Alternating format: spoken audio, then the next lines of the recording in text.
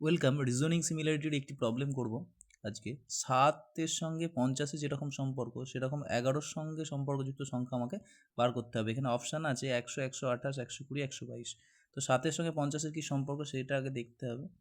এবার 7 থেকে এটা হচ্ছে 50 হয়েছে, তাহলে আমি যদি 7-এর সঙ্গে দেখি, এখানে 7-এর সঙ্গে 7 গুণ করে যদি 1 যোগ করি তাহলে কিন্তু 50 হয়ে যাবে, কারণ 7 7 49 প্লাস 1, সেটা যোগ করলে কিন্তু 50 হবে।